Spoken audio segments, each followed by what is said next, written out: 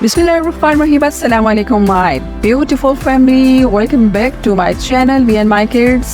और जी आज का व्लॉग बहुत इंटरेस्टिंग होने वाला है क्योंकि आज मैं आप लोगों के साथ कर रही हूँ बातें, और वो भी बहुत सारी बातें, और बातें भी ऐसी जी कि दुख सुख अपने सुना रही हूँ, और वो जो प्रॉब्लम जो मैं फेस कर चुकी हूँ, और पूरे तकरीबन 10 साल मैं इसका विक्टिम रही हूँ। 10 साल मैं इस बीमारी में मुब्तला रही हूँ।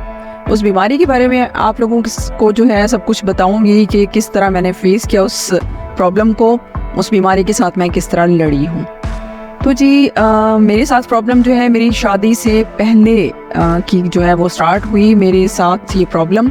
इनफैक्ट मुझे प्रॉब्लम थी स्टमक में कुछ इश्यूज़ थे, उसकी वजह से जो है मुझे यही लगता है कि शायद इसकी वजह से स्टार्ट हुआ, क्योंकि मुझे स्टमक की प्रॉब्लम जब स्टार्ट हुई तो उस वक्त मुझे बहुत ज़्यादा परहेज़ करना पड़ा, चीज़ों को छोड़ना पड़ा। फ्रूट्स 1 साल तकरीबन मैंने रोटी नहीं खाई, कोई फ्रूट यूज़ नहीं किया, जस्ट मैंने पोरीज लिया, वो भी बग़ैर दूध और बग़ैर मीठे के।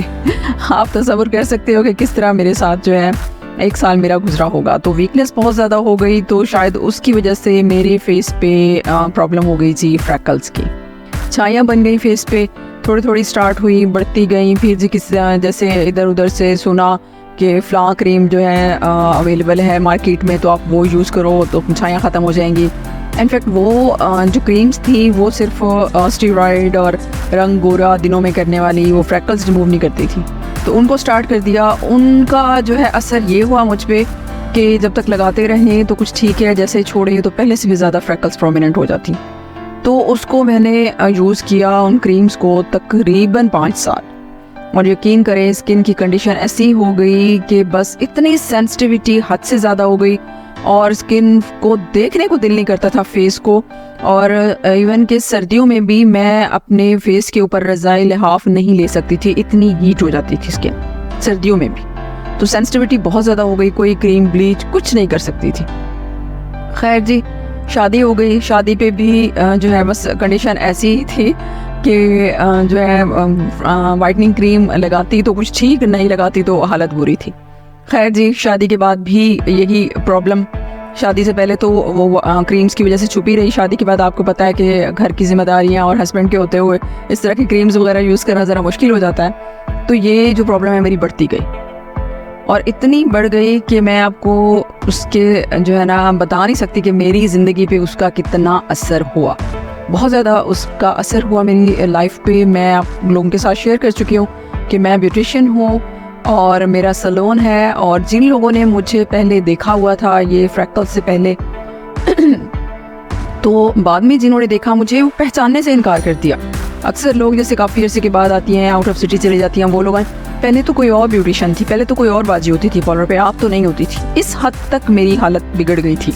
और मज़े की बात यह कि किसी चीज़ का असर ही नहीं होता था, जो मर्जी लगा लूँ मैं, जो मर्जी कर लूँ, असर नहीं होता था। वाइटनिंग क्रीम्स जो है उन्होंने तो और भी बेड़ा गर्क कर दिया।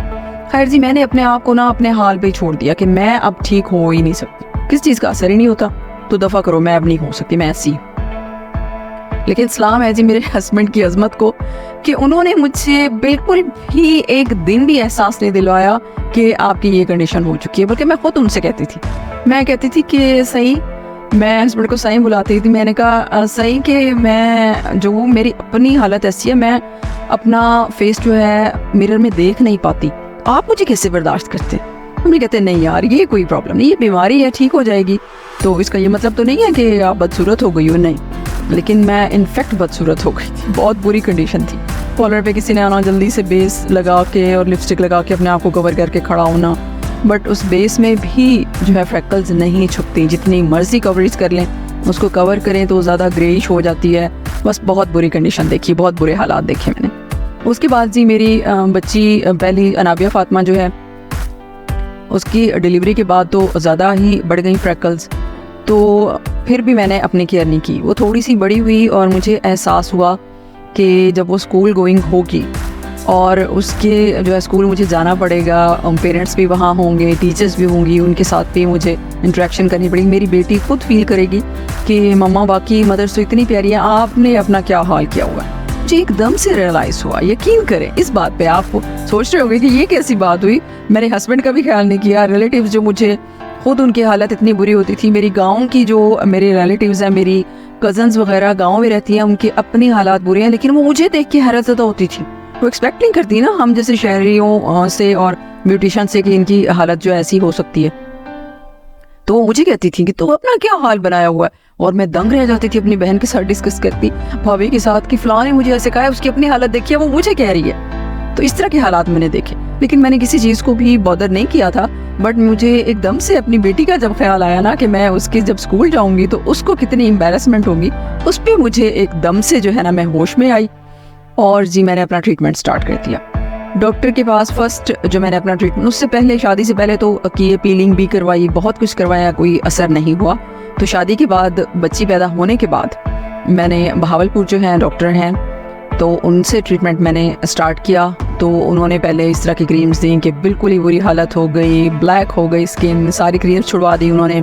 फार्मूला क्रीम्स जो हैं, वाइटनिंग क्रीम्स, इनसे जान छुड़वाई। और सबसे अच्छी बात उनके ट्रीटमेंट की यही रही कि इन क्रीम्स से मेरी जान छूट गई। तो उसके बाद क्या हुआ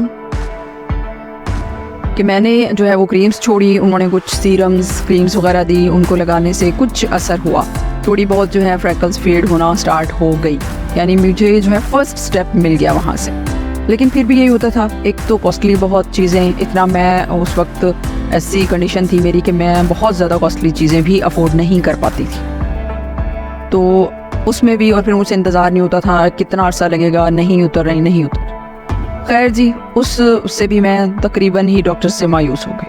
मुल्तान से भी ट्रीटमेंट करवाया, उधर से भी ऐसे ही लगाते रहें तो ठीक है, नहीं लगाएं तो बस खत्म। और स्किन पील होती थी, वो डॉक्टर की बताई हुई क्रीम से भी स्किन पील होती थी, और मेरी स्किन सेंसिटिव इतनी ज़्यादा थी कि उसको मज़ीद पील मैं नहीं कर पाती थी। खैर जी, करते कराते 1-2 साल और इसी तरह गुजर गए इसी उसमें। फिर दोबारा से मुझे जोश चढ़ा जब मेरी बेटी स्कूल गोइंग हो गई। उस वक्त फिर से मुझे जोश चढ़ा, नहीं जी अब तो वो टाइम आ गया जिस टाइम के लिए मैं घबरा रही थी। तो मेरी बेटी बड़ी हो रही है और वो फील भी करती थी, मम्मा अब अच्छी लग रही हैं, लुकिंग नाइस, इस तरह के रिमार्क्स जब वो देती थी तो मुझे फील होता था अब इसको पता चलने लग गया। खैर जी, मैंने फिर से कमर बांधी और मैं आ गई हर्बल की तरफ, होम रेमेडीज़ की तरफ। और यही यूट्यूब को थैंक्स अ लॉट यूट्यूब के, और उन यूट्यूबर्स को भी जो कि डिफरेंट रेमेडीज़ शेयर करती हैं, उन लोगों को देख के कभी कोई रेमेडी कर के जो मुझे बहुत अच्छी लगी, जिनसे मेरी फ्रैकल्स उतरी और जिनसे मेरी स्किन भी ख़राब नहीं हुई, वो सारी रेमेडीज़ मैं करती रही, अपना ट्रीटमेंट करती रही। और यकीन करें अल्हम्दुलिल्लाह कि मैं अब बिल्कुल फ्रैकल्स फ्री, मेरे फेस पे फ्रैकल्स बिल्कुल नहीं है, स्किन भी मेरी बहुत हेल्दी अच्छी हो चुकी है, सिर्फ और सिर्फ इस ट्रीटमेंट की वजह से। और इसलिए मैंने जब भी अपना ट्रीटमेंट कर लिया तो मेरा दिल किया कि मैं जो हूँ चैनल बनाऊं और मैं बाकी लेडीज़ जो मेरी तरह परेशान होंगी उनकी परेशानी दूर करूं। और फिर जी ऐसा हुआ कि मैंने चैनल स्टार्ट कर दिया, उस पर मैं जो रेमेडीज़ मैं देखी तो बहुत सारी, आजमाई तो बहुत, लेकिन जो बेनिफिशियल लगी, जिनका असर हुआ, वो सारी मैंने जो है शेयर की अपने व्यूअर्स के साथ, अपनी लेडीज़ के साथ, और लोग फ़ायदा उठा रहे हैं। और जी उसमें मैंने डिफरेंट सोप भी बनाती हूँ, उसमें जी डाइट प्लान भी देती हूँ जो मैं ख़ुद उसको फॉलो करती रही हूँ, जिसका असर हुआ। और डिफरेंट क्रीम्स बनाना, different lotion, different serums, toners, क्योंकि एक ही चीज़ हम मुसलसल भी यूज़ नहीं कर सकते, और चीज़ों की अवेलेबिलिटी पे भी होता है हमारे पास क्या चीज़ अवेलेबल है, हम कर सकते हैं या नहीं। तो इस तरह करते करते जी अब मेरा चैनल भी जो है वो चल रहा है।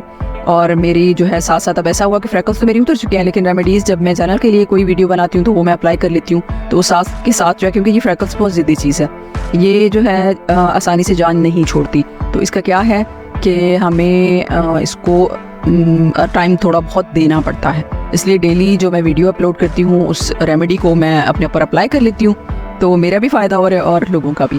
तो बताने का मकसद जो है सारी अपनी स्टोरी ये था कि 80% लेडीज़ जो हैं वो इस बीमारी में मुब्तला हैं, freckles, dark spots, acne spots जो हो जाते हैं उनसे, और वो लोग लड़ रही हैं उनके साथ, और फ्रैकल्स मेरी तरह जो है मायूस हो जाती है, कुछ नहीं होता। मुझे भी ऐसे ही जो है कमेंट्स आते हैं अपनी वीडियोस में कि कुछ भी नहीं होता, जो मर्जी कर लें ये नहीं उतरती, जो मर्जी कर ले, वही मेरे वाले वर्ड्स, मेरी वाली वर्डिंग है। यकीन करें मैं भी ऐसे ही कहती थी, लेकिन कमर बांधनी पड़ेगी, आपको इसके साथ लड़ना पड़ेगा। ये कह के हम जो है अपने आप को नहीं इग्नोर कर सकते कि कुछ नहीं हो सकता है मैं कर चुकी हूँ और आप लोग भी कर सकते हो। आप लोगों में से जो भी इसका विक्टिम है, जिसको भी प्रॉब्लम है, मेरा चैनल स्लीक एंड एलिगेंट, उसके ऊपर आप फ्रैकल्स रिमूवल की वीडियोस, डाइट प्लान सब कुछ आप वॉच करें और जी फ़ायदा उठा लें। और इसके अलावा मैं इस चैनल पे भी जो कुछ मैं अपनी रूटीन में शामिल रखती हूँ वो आप लोगों के साथ शेयर करती रहूँगी। आप उधर से भी फ़ायदा उठाएं, इधर भी देखें, तो इंशाल्लाह आप भी मेरी तरह फ्रैकल फ्री और खूबसूरत स्किन के मालिक बन जाएंगे।